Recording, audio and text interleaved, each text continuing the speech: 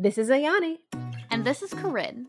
And you're listening to Sex, Love, Literature, a pop culture podcast where we take a semi-scholarly look at why and how the sex stuff in media matters.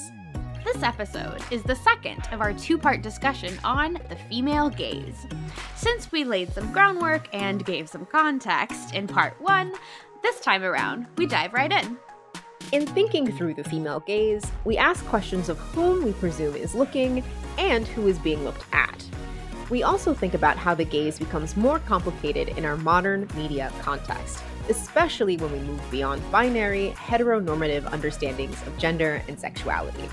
If you enjoy these episodes, leave us a 5-star review on Apple Podcasts and Spotify.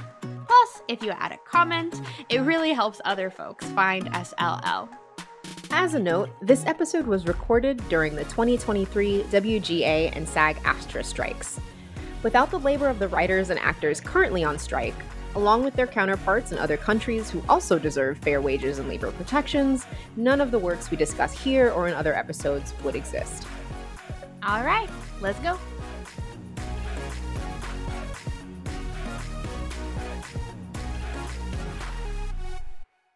All right. Hello, listeners. Welcome back to Sex, Love, Literature, part 2 of our discussion on the female gaze.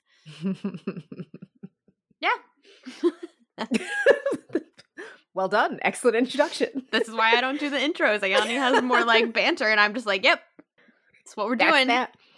Well, last time, if you took a break between the previous episode and this one, last episode, we spent a lot of time thinking about, one, when we say the gaze, G-A-Z-E, what is the gaze? What does that even mean? How do we even conceptualize that?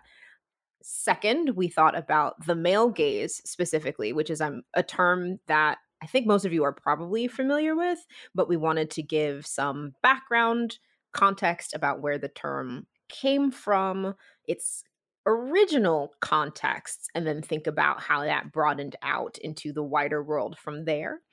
And then lastly, we thought about the oppositional gaze, in particular the work of bell hooks, and thought about that in relation to the male gaze, the gaze overall, but then also how it kind of opens up the conversation for us, both beyond just thinking about narrative cinema, but also beyond thinking about the expected, and putting quotes around this, right? The expected white, straight male as the viewer of media and the viewer of cinema.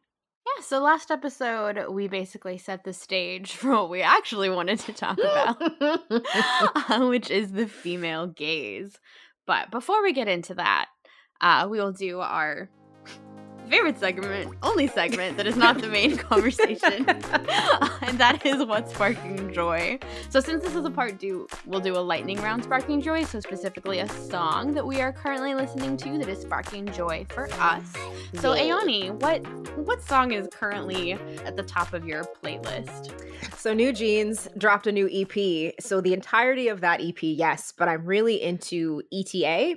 I really liked their song New Jeans, which New Jeans by New Jeans is kind of hilarious. But ETA is a lot of fun, and I was listening to it on the ride home from the movies last night, the whole EP, and I was like, New Jeans really is leaning into making music that you can throw ass to, and I appreciate that about them. So big up to New Jeans, big up to ETA. And I don't know, we've kind of decided that we're probably bunnies. Yes, I've been saying babushka bunnies, but yeah, but also the way that we do K-pop fandom isn't really the way that most people do K-pop fandom, because like we don't know who the members are, we don't know their names, we don't know what they look like. We just like listening to the music. Yeah, I feel like I'm gonna have to learn their names though. I feel like this is the rules now. But anyhow, Corinne, what song is sparking joy for you? So I am currently really into the song Spicy by, I believe it's pronounced aespa. I could be wrong, but it's spelled A-E-S-P-A. And it's another K-pop girl group, and it's another bop. It's fun. I have to look for it on our playlist. I haven't heard that one yet. The main... It's basically just the them singing like, I'm too spicy for you.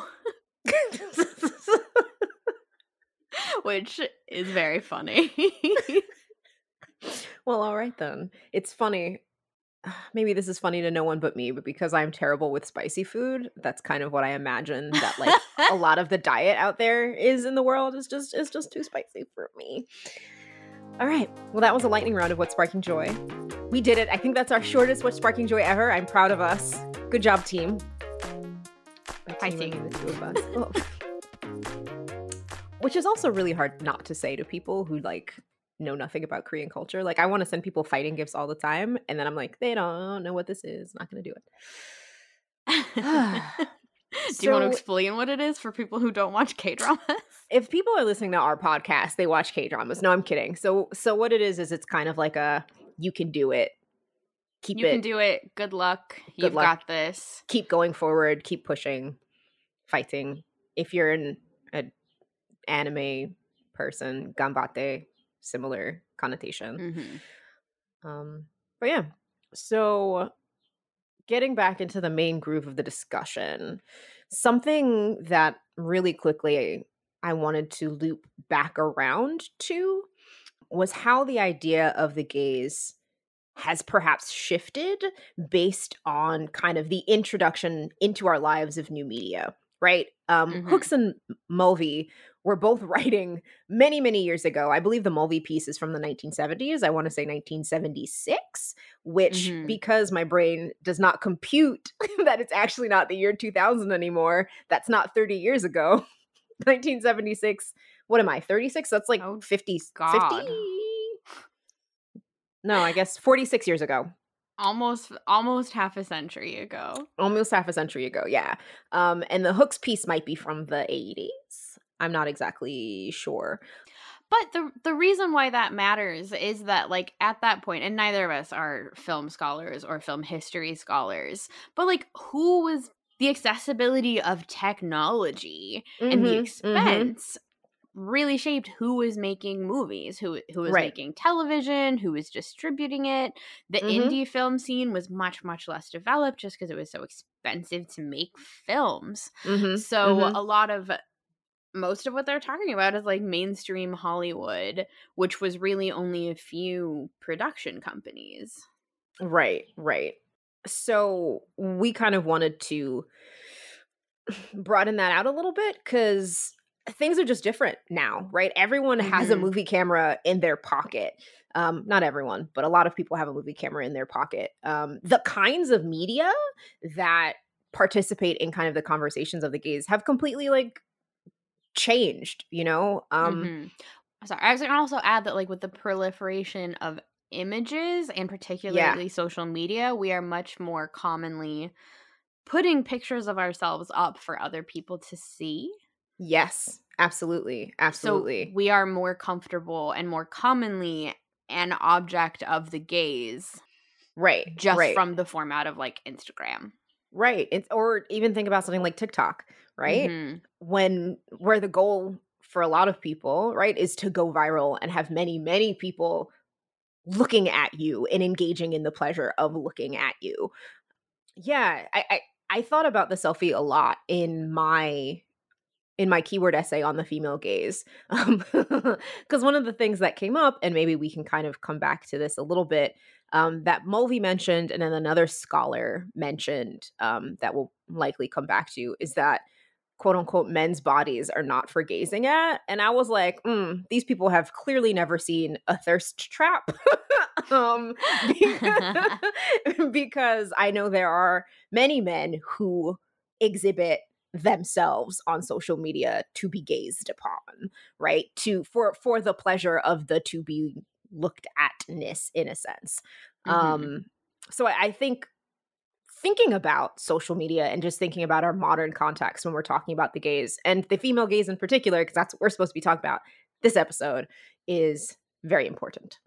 Yeah. So basically there's been not just a shift, but an expansion in who is looking, how they are looking. Like if we're thinking of like the film camera versus like the cell phone versus whatever, and who is being looked at. Like in response to that. And I think a reason why this did not just result in like equality of image because of equality of technological access. This is also happening in larger systems of power, right? Like Absolutely. Yes. patriarchy, white supremacy, Mm-hmm. those other things. Economic stratas. Yeah. Yeah, all these other things. Mm-hmm. And also like I think maybe also the global proliferation Oh, of yes. images has also affected, like, I don't know, like I mostly only watch K-dramas and C-dramas now. And that would have been much harder for me to do 50 years ago. Right. Mm-hmm. Mm-hmm. Mm-hmm. Yeah, our image cultures now are very connected in a way that they weren't before. Right. Mhm. Yeah. That's really interesting to think about. I know I've thought about it in like the Japanese American cross image cultural Mhm. conversation, right? But like, I don't know, something like TikTok where our because I don't know a lot about TikTok. That's my one old peopleism, right? Are most popular content creators American? Is it still American kind of images that are being cycled out? Do you So know? I'm only a little bit on TikTok, and I'm only very specifically on cat TikTok, but my guess would be that for that, the algorithm, I mean, TikTok asks me what languages I speak all the time. So like, I know, Mhm. like, just by virtue of being an English speaker, and that's about it, really only get English language videos. And Mhm. I mostly am given American ones. But Interesting. also I Okay. mostly see cats. Mm. So, I mean, interestingly, I've been getting a lot of ASL videos recently because I think oh, I watched like one or two, and now I just keep watching them on Instagram. And I have some like British folks that come up, but I follow artists from all over the world. So like when I see pretty art, I'm just like, I'll follow you now. So that's a little different. anyway, Yeah, tangent. But interesting one, but so that proliferation of the image, I think, not just of images, but also of like who is being looked at, I think, right. has almost made it harder to Mm, define what the female gaze encompasses, mm-hmm, mm-hmm. rather than easier. Because there is, again, Yeah, also that interpolation into patriarchy. right. But anyway, so that's getting a little bit too into the weeds for the beginning. So for the female gaze, rather than define it, I Mm-hmm. think I kind of want to start by thinking about what matters. Mm, What are the aspects that matter to us when we are thinking about defining the female gaze? Because it is both, I think, who is looking and who is being looked at. So when we say the mm-hmm. female gaze, can we assume that the person doing the gazing then is a woman, just to start definitionally? Is that a thing that we are including as part of our definition? I don't know.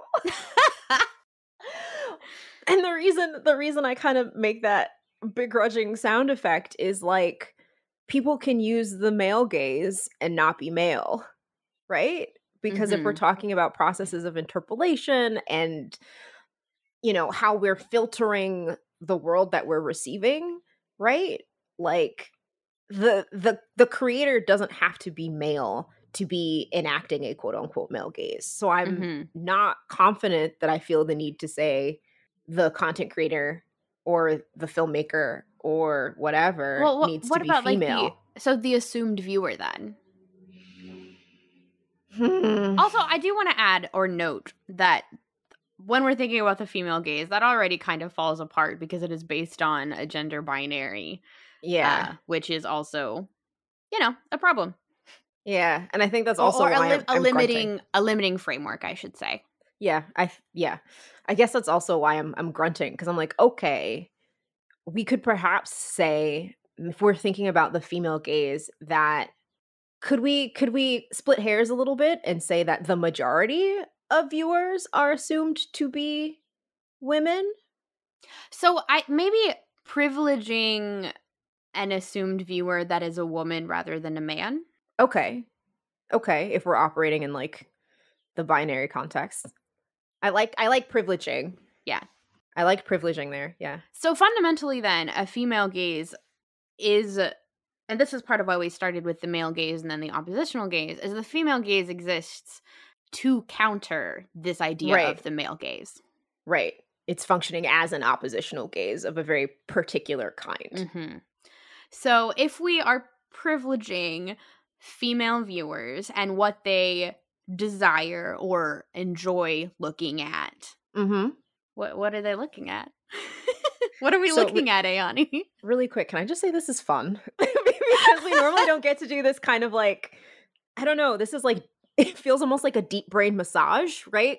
Because I know that sounds really dorky, but you're like asking me these questions and I'm like, oh, can we privilege these things? Is this the direction we want to go? Like I'm having fun doing this with you. So yeah, okay, so what are we looking at? And this did I mention it at the beginning of this episode or the last one? I don't remember. But thinking about who is being gazed at here. Oh, it was this one because we're talking about social media.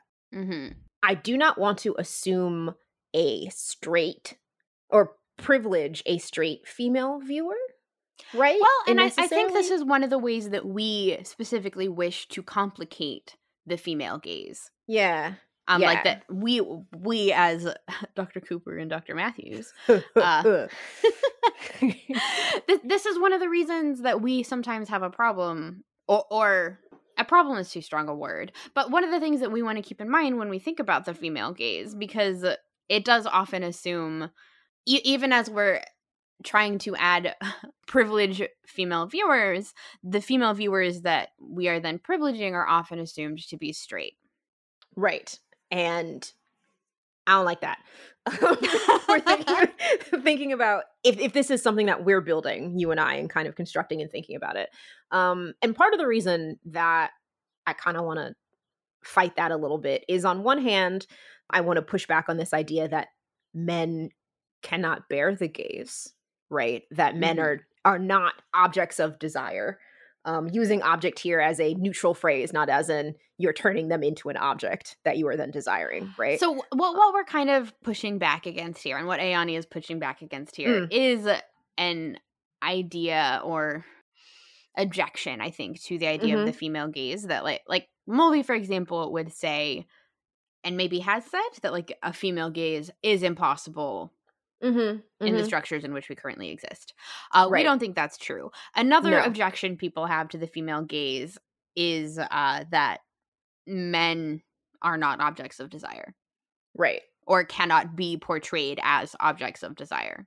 Right. Which, again, is another thing that I think, which is the thing I think is bunk.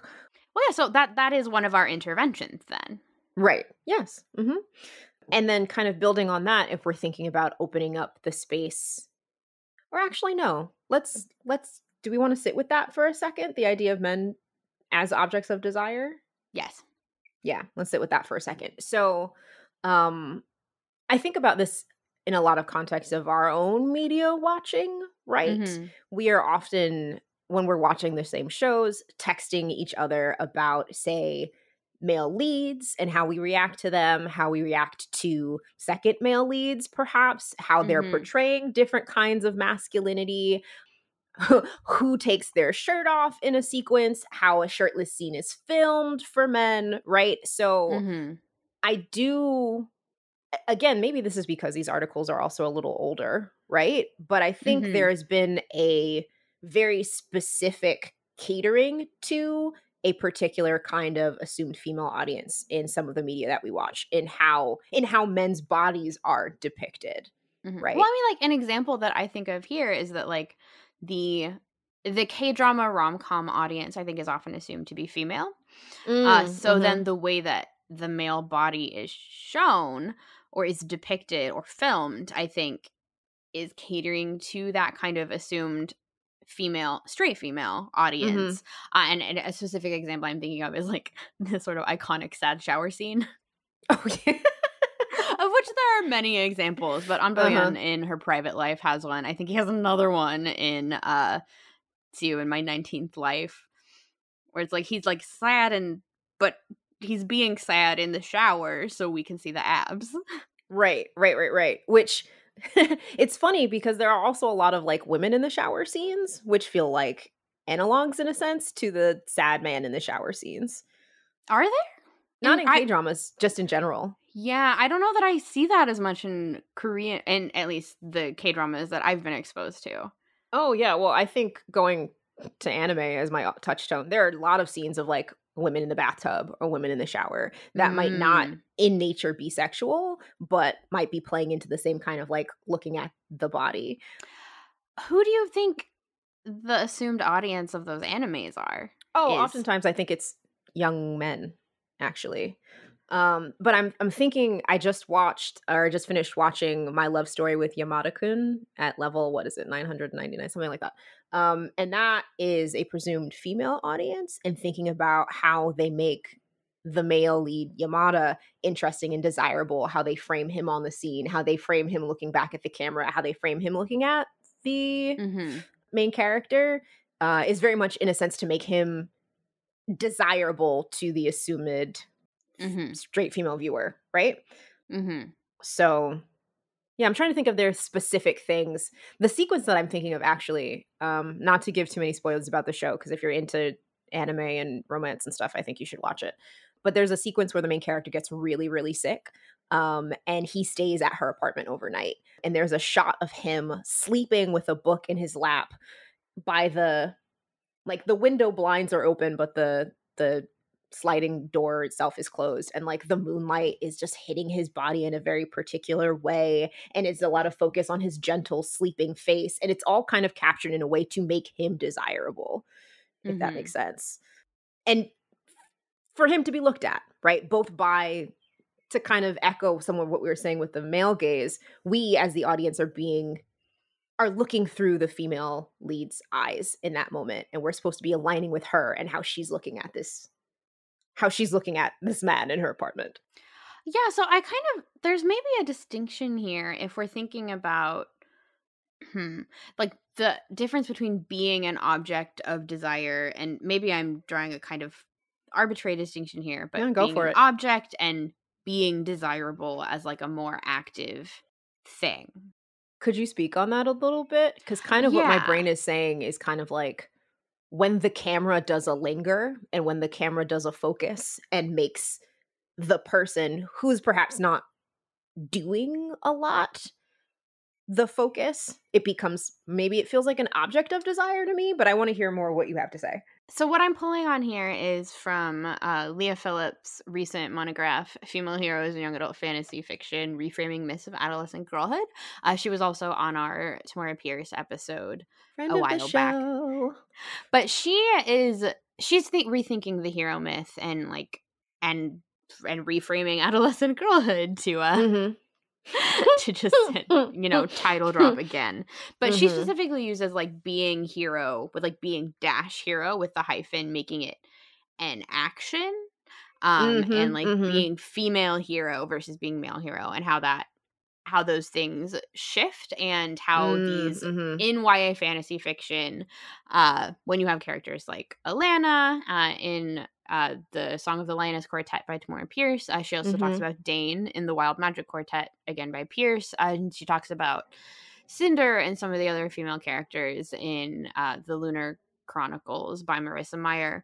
But Phillips is Phillips, Leah. Yeah, right. I don't know.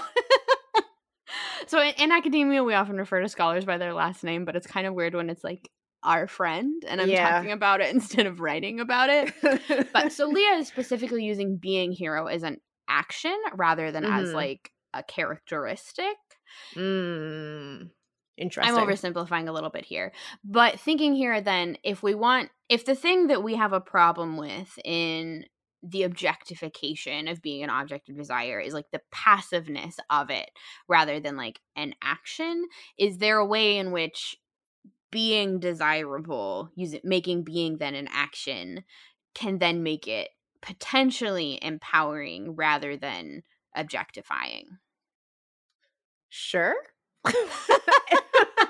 And the reason I'm kind of pausing and thinking is because it feels like it's largely depend on who is doing the acting, right? Mhm.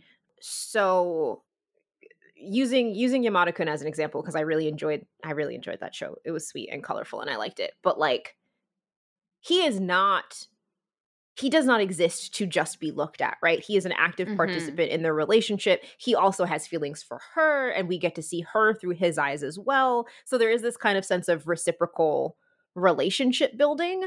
But I think there might be a difference between kind of the momentary being an object of desire and a kind of sustained being desirable, if Mhm. that makes sense. Because I don't know. This is gonna sound silly, but like because one is a noun and one is a verb, you know what I mean? Yeah. It in a sense, it kind of feels like both can exist and be true at the same time, right? But I think the problem is perspective, and the perspective that we're coming through, and how much, to keep using agency, right? How much agency a character is given in that moment, or in the text of, or in the context of the text on whole. Mhm. I'm trying to think of another example that perhaps we both have in common. What's another romance that's at the top of your brain right now? 19th Life? Okay, we're gonna talk. I think we're gonna do an episode about 19th Life, so I'll try not to spoil it too much. It is a K-drama on Netflix. Yeah, but the two leads, right? Miss Bond and Soha, they both, I think, are active. Oh, okay. Well, hold on. I'm going to complicate this. I was going to say they both have active desire for each other, and we both get to see them through each other's eyes. But if I'm thinking Mhm. about the female gaze as a term, the camera is looking at the female lead differently than it looks at the male lead. We get a lot of him in the pool in his suit, right? Doing a Yeah. think, but I think the camera lingers on him in a different way, right? So I don't Mhm. think he is inactive in the sense that he has no agency in the text, but I do think that there is an object of desire, a sense of an object of desire that's being placed on him for the viewers, that's not being placed on the female lead in the same way. Mhm. Would you agree with that?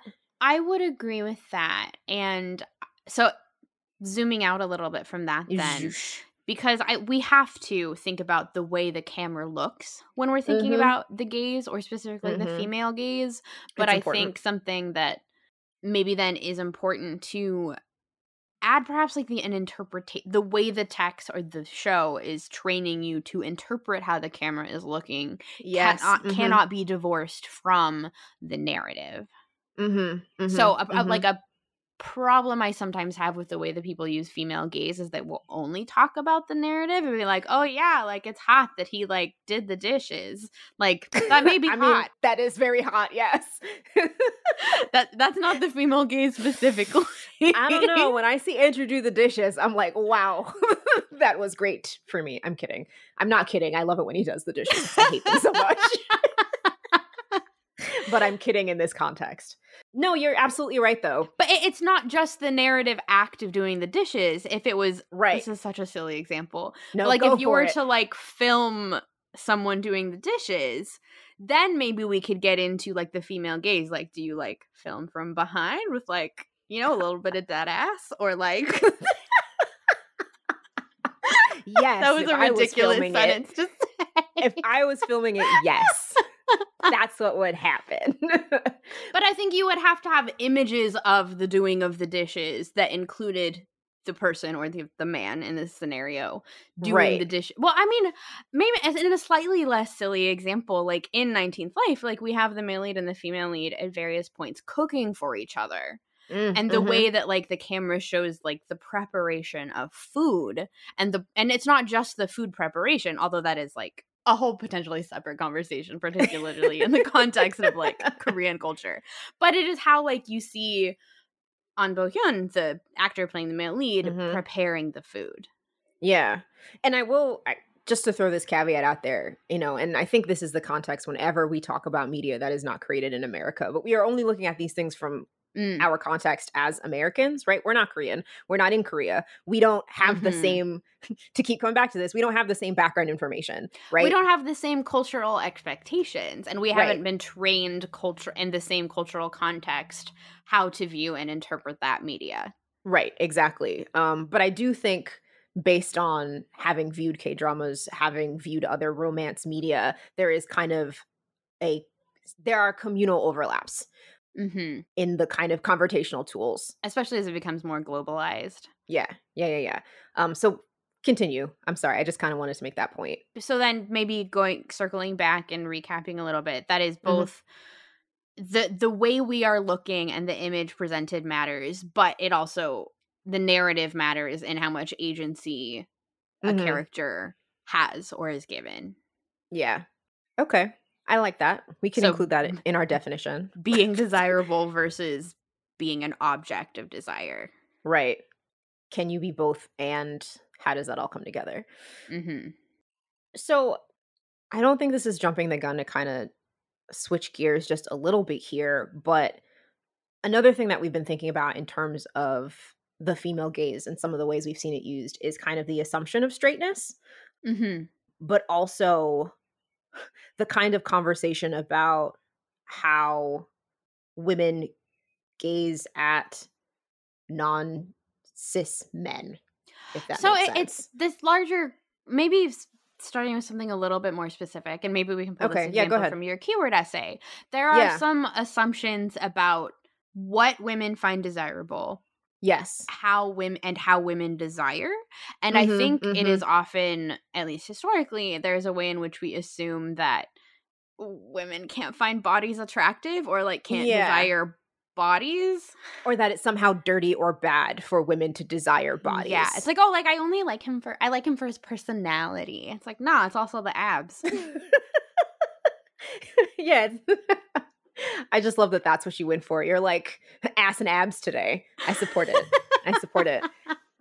Um, but yeah, so we already kind of pointed to how Mulvey claims that men cannot withstand the weight of being objects of desire, right?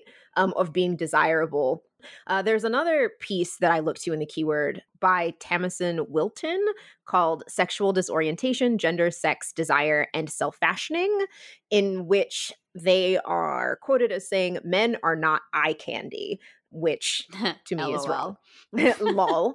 But one of the things that I found in particular that was interesting was Wilton also claims that women do not seem to look at women with the same kind of desire as men are presumed to experience, even in sapphic relationships. And then also that in a specific interview that she cited, so I'm not trying to discount this person's experience, but there's kind of a focus, and Wilton focuses on this, that eroticism is tied between the physiological and the social, right? That it's not just I desire you because I'm hot, but or I desire you because you're hot. There are additional layers to this that are intrinsic to women's desire, which to me feels I don't want to just use problematic because I feel like that gets tossed around a lot. But I think Reductive, maybe? perhaps reductive, but it's reductive. I think it also minimizes the experience of men writ large, right?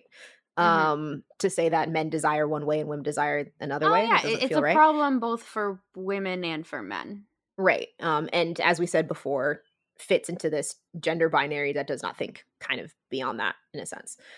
So yeah, I kind of wanted to pull those quotes up because I just think it's really interesting when we think about, as you were saying, who is allowed to be desired. How do we think of the person that's doing the desiring? Well, and how are we allowed to express desire? Right, exactly. And what are we allowed to find desirable? Right, right. I think in that same passage, Wilton quotes some women who are like, "I've never found men desirable ever at all." And then, I think when I read that, I texted you, well, those women were not straight then. yeah, even though they claim to be.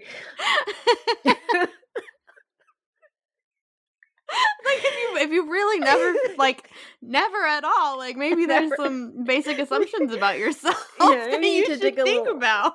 dig a little deeper there. And I will also say that the text, I believe, I mean, at this point is a little bit older. I think it was like in the early 2000s that it came out. So the Mhm. conversations that people are having right now are probably or would be more expansive, I would assume. But I remember reading that and being like, this okay. I don't know, compulsory heteronormativity is a hell of a drug. Oh, yeah, that's what we'll go with. But, oh, I found it. So when we're thinking about our understanding of the female gaze, how can we make room for queerness and how we're thinking about it? So I think queerness is useful in this context, both for the ways that it expands things, Mhm. for the it, Mhm. and especially for the ways that it expands things beyond binaries.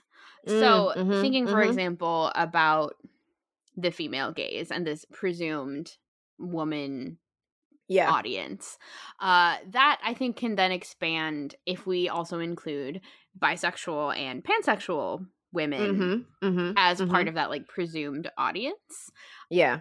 because then the Or quote unquote privileged audience. object of desire, or like the privileged, hmm, who you assume that that person would want to view, who they Mhm. would get Mhm. pleasure at looking at, is then much more expansive rather Right. than like Mhm. this one particular kind of dude. It could also Right. be ladies. Mhm. Mhm. Or anyone else in between.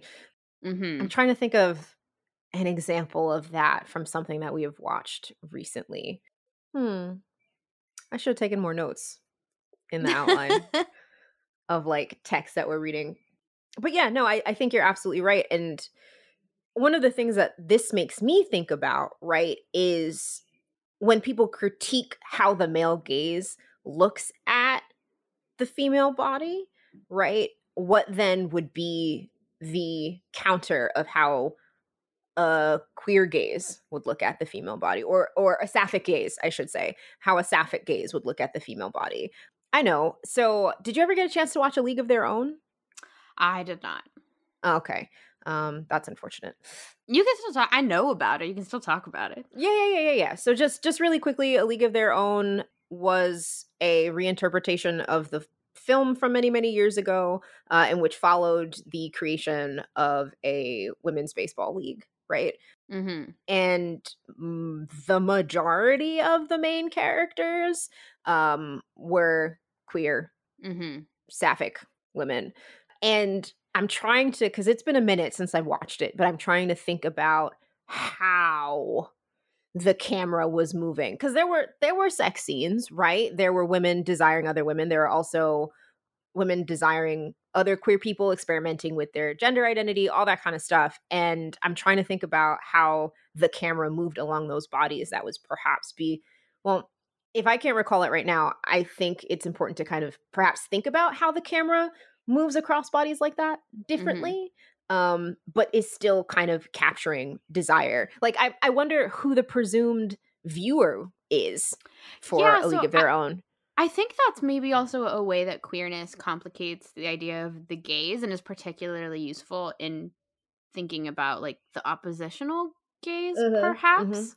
Whereas like if we think about a text that is like using the traditional male gaze, Right. but a queer woman is watching and and I think Mulvey would object to this and say this isn't possible. But I think there is room for an oppositional viewing practice where I am not a hypothetical a sapphic woman is viewing this thing. It's like I am not the person who was meant to find this attractive, Mhm. like this woman attractive, but I do, and that is an Mhm. oppositional viewing practice Mhm. Mhm. that I You're think is absolutely another right. way that the gaze can be complicated. Yeah, you're absolutely right that Mulvey would push back about that. But I Yes. I agree with you. I agree with you.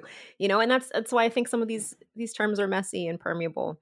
And I mean, also, not to kind of like jump ahead in the outline, but this is kind of, mm, I'll say this and then we can rewind. But that's kind of why I think something like a collapsed sexualized gaze is perhaps more fruitful, because then it expands the idea of an intended audience, and it thinks more about the intended purpose of the piece that's being put out there. But Mhm. that's a broader conversation. Yeah. I really appreciate kind of how you're thinking about that. How the female gaze perhaps cannot be all encompassing, but leaves open possibility for additional oppositional gazes. Because honestly, I think for me that's what's most important, is that the female gaze itself function as an oppositional gaze and not be so locked into a box that it it becomes a thing that has to be constantly pushed back against. Mm-hmm. Yeah, so like you have a question on our outline. Like so you asked like does there have to be a female director slash screenwriter for a legitimate female gaze? And I was wondering if you could Oh, talk more about that. I did that. I put that there. Oh, that That's a wasn't smart me. question. Oh, but I guess it was me. I was fueled in a haze.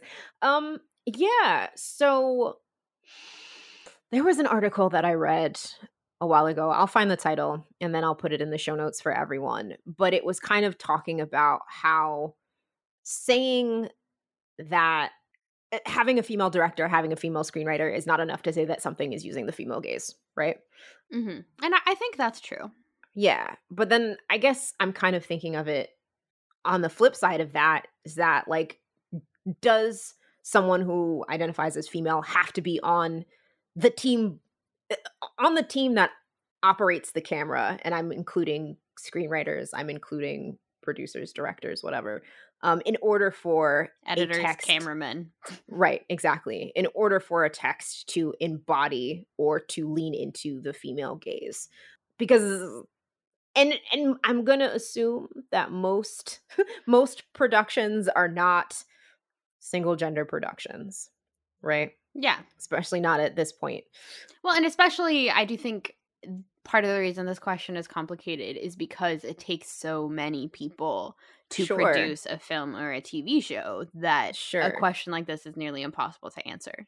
Oh, well, that's what we should have said in the first place. But no, I'm Yeah, that's kidding. why I'm making you answer it Oh, instead of that's why you make me answer me. it. Well, I wrote the question. How am I supposed to answer it? No, I'm kidding. But I guess because I do think, and we've talked about this, I believe, on the podcast before, but how own voices is complicated, right? Mhm. But what I do kind of think about this is because equity in storytelling does not exist as far as the kind of stories that are out there, that it is important to have a variety of people in a room in order to Mhm. have a conversation or have a piece that perhaps caters to or makes use of the female gaze. Is it impossible to do it without? I don't know. I don't know if I can make that claim. I don't know if we'd ever want to like actually test that. You know what I mean? But I think Mhm. having a multitude of voices of people's in a room will allow you to explore and, enact different kinds of gazes. Does that make sense? Yeah, I think it does. Like a multiplicity of voices and experience will result in a less in more kinds of gazes than just one overwhelming one. Yeah, yeah. And also, I mean, this might be a spicy take and you let me know what you think about this, but I don't think a piece of media only has to use one gaze, right? I'm Mhm. wondering if you can or rather, I will boldly claim that you can probably switch or shift between different kinds of gazing practices within one piece of media, depending on who's being gazed at, but also whose eyes are we looking through as we Mhm. are watching whatever it is we're watching or reading. Yeah, and if you have more empowered characters than just the straight white male ones. Right. And more empowered people. Yeah, well, and that's why it's the narrative matters in addition to the Mhm. film Mhm. techniques. I don't think Mhm. if we're thinking about the female gaze, again, going back to that, you have to have both of those things working together. Right. Exactly. Oof. So, not sure if I answered that to your satisfaction, but I feel good about it. But kind of moving beyond that, we have been sitting a lot with film and anime. So animation, film and Mhm. animation television, because we've been talking a lot about the camera, right? Can you apply something like the female gaze to other mediums that perhaps use different kinds of visuals or are not visual mediums at all? So like I think comics is a really easy jump because I do think Mhm. there is kind of a sense of a camera. I put quotes around it, right? But you're being given a panel, you're being given a snapshot of an image in which you are kind of then thinking of and creating the movement between them. So I think there's kind of a camera there. You both have a narrative perspective and a specific visual perspective you are Right. being given from this hypothetical camera. You can imagine where the camera would Right. be. Exactly. And when I write about comics, I do think of like a hypothetical camera to talk about things. But what about like a podcast? what about a novel, right? Can you have a gaze in a text that does not require or does not use scopophilic pleasure? So my spicy take is going to be no. Oh, that is a spicy take. Because I think then it becomes something else. It becomes that sort of Mm. broader what women like or whose perspective are you privileging. But when you are not specifically talking about the visual, Mm. then I think it is something that the gaze could become a part of if you're thinking about broader categories, but it Mhm. is not talking specifically about how you are looking at something because you're not looking. Mm. You're not actually gazing.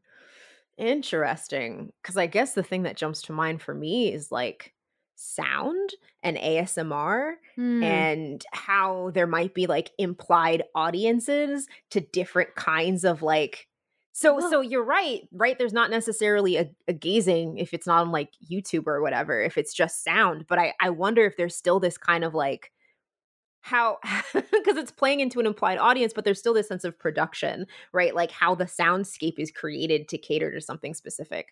well, and now I'm wondering, maybe not pulling back my own take, but complicating my own take. If that Haha. might also be specifically like ableist in some capacity, to Mhm. assume that Mhm. the gaze only applies in a visual context. Because Yeah, like absolutely. Mhm.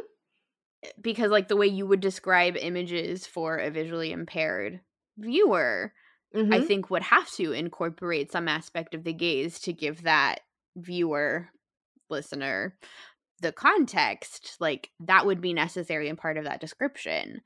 Mhm. Mhm. No, I think that's a good point because I mean, pulling all the way back, if we're thinking about giving description, then I know the function is different than like a novel, right? Mhm. But if we're thinking about context and setting the scene and the visual turned into audio or turned into text, The details that then you're being given right, about, yeah. that's still kind of controlling a gaze in a sense. So, I don't know. I think it sounds like you said yes and not no. You know what I said? I said it's complicated. Okay. We can go with that. I'll let that live. I'll let that live. But yeah, this has kind of been a big, juicy, meaty conversation, and I think we kind of like nerded out a little harder than we usually do in our We episodes. warned you. Did we? Oh We said we yeah. were going to draw on our academic expertise. Oh no, no. You're right. You're right, Dr. Matthews. We did. We did. Was there I feel like we covered a lot of ground with this discussion. I feel like you blessedly kept me on the rails. So I wasn't just like babbling off at the mouth, but also not just being like, and this person is hot and that person is hot, because that's not constructive. It's fun though. Oh yeah, that's all our other episodes. Oh my god. But were there any last kind of thoughts that were jumping to your mind that we didn't cover or that you want to make sure that we note? So I think it would be useful to sort of end on what you mentioned, but this idea of the sexualized gaze, because Mhm. one of the things we kept doing is sort of trying to problematize the female gaze because of the Yeah. way it presumes both gender normativity and sexual normativity on the part of the viewer. And Mhm. I think what Ayani, and what Dr. Cooper here is looking for is something that is more inclusive Yeah. in thinking about the gaze. So, do you want to talk a little bit about what you think the sexualized gaze might be, and why that Yeah. term is appealing to you? Yeah. So something that I've been thinking about a lot is like what I'm calling collapsed sexualized gazes. That's the term that I was kind of playing around with, in which like so the pictures the pictures that I included in my keyword, one was of Anthony from Queer Eye. Queer Eye. Yeah. And then the other was of Jason Derulo, right? And And these were just images. These were thirst traps. Oh, they were 100% thirst traps from Instagram. Like, the whole purpose is to be like, they are attractive and I'm looking at them, right? Mm-hmm. But the thing I started thinking about is when you take a thirst trap and you put it out there might be a privileged audience. That's the term we've been using. Mm-hmm. But I feel like because these images are reaching so many people, they're so it's impossible to know exactly who's looking and exactly who's getting pleasure from it. And Mm-hmm. I just feel like there are so many multiple ways of gaining a kind of pleasure from looking in images like this. So Mm-hmm. to kind of, not that it is not useful to say, think about, oh, okay, what's a gay man getting out of this image? What is a straight woman getting out of this image? What is a sapphic woman getting out of this image? Like, it's not that it's not useful to do those things, but I think it's perhaps more interesting to be like, what's happening here that a wide range of people is like, oh, this is hot.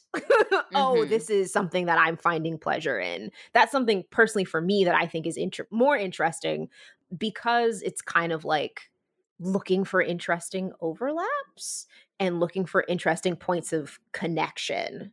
And there's a to be looked atness, to use Mulvey's term, in Yeah. like these thirst traps that is not necessarily objectifying. Right. Right. And this is kind of why I had my little bit of a moment when we were talking about it, is like, but I'm looking at them because it's hot. And on Mm-hmm. top of that, there is a lingering that I am doing with these images. There's a leering that I'm doing at these images that I'm not going to do to somebody walking down the street. Right. Yeah, because the image is being presented in a way that is being asked to be looked at in a particular Right. kind of way. Right. There's an agency, like we've been talking about. This person made the decision to put this out there to be looked at, right? Which is Mhm. different than leering at somebody on the street. So like, Mhm. Yeah, like when I'm walking down the street, I am not asking to be leered at. right, exactly, exactly. And I mean, the other step I always think of objectification is, as you were saying, like, who who feels like they have the right to be looking, who feels like they have Mhm. ownership over the person that they're looking at. And I'm putting quotes around that. Because looking at looking at these Instagram images, I personally do not feel like I have any ownership over these people that I am looking at. But that does not mean that Mhm. I am looking at them specifically because they are attractive people on the internet for me to look at. Mhm. Yeah, I'm trying to, I'm not gonna thread this needle perfectly, right? Because we're chatting, but like I think that's an important distinction. I think that's important to think about. Like, when an image is of a person's own volition, right? Mhm. Put out there for people to look at.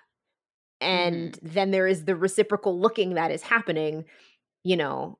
It's not only one type of person that's looking necessarily. Well, and I think maybe that is a place where the selfie, or at least the ways that we imagine selfies to be created and these thirst traps to exist, we think about that person taking that picture of themselves, whereas when we're watching a film, the actor, the majority of the time, isn't also the director and the Right. cinematographer. Right. There's a collapsing of those roles as well. Even if the person's not Mhm. necessarily taking the photo themselves, right? There can be this sense of control over the image that perhaps actors do not have, Mhm. um, in films that they do not have any kind of like hand in the creation of, Yeah. Which, I mean, beyond then, obviously their role. and this is a tangent a little bit, but a Ah, lot of that has to do with the way we perceive selfies, as opposed to the way right. like OnlyFans accounts and things are actually created, and how staged and like a group production a picture like that Mhm. can actually be. But it's Mhm. because Mhm. we Mhm. perceive it as from that individual. Right. Mhm. Mhm. So that's kind of what I'm thinking of when I think of the sexualized gaze, is removing it kind of from a binary sort of conceptualization and really thinking more about how a variety of people are filtering the background static of what it means to be hot, what it means to be desirable, and what it means to desire somebody. So I think it's useful. All right. Well, hopefully we have complicated the female gaze for you. I don't think we gave any super strong answers, but I think complicating. I'd be happy with that. I'd be proud of that the episode if people come away being like, I want to think about that more. If you want to let us know what you think, or if we did perhaps make you think a little bit, you can find us on Instagram, Twitter, and Threads, at least for now, at SexLoveLit. Are you going to give that disclaimer every time you say Yes. that? All right, so since we've got that little bit out of the way, what do we have coming up next time for people? Or what do we have coming down the pipe, perhaps? Girl, I don't know. I mean, at some point we are going to do a Barbie episode based on the desires of our Instagram audience. But again, because of the strike, that will probably come after the strikes have been resolved. Right. We have been thinking about doing an episode on Kissbet, the webtoon, which has just returned. So that's coming down. Very fun. Highly recommend. You can read it for free on the webtoon app. And I think we're also thinking about doing an episode on, and I think I mentioned this earlier, but See You in My 19th Life. Which is a K-drama that you can find on Netflix. So with that, we'll wrap up. But thank you so much for listening. I hope this was as enjoyable for you to listen to as it was for us to host. And we'll see you next time. Bye. Bye.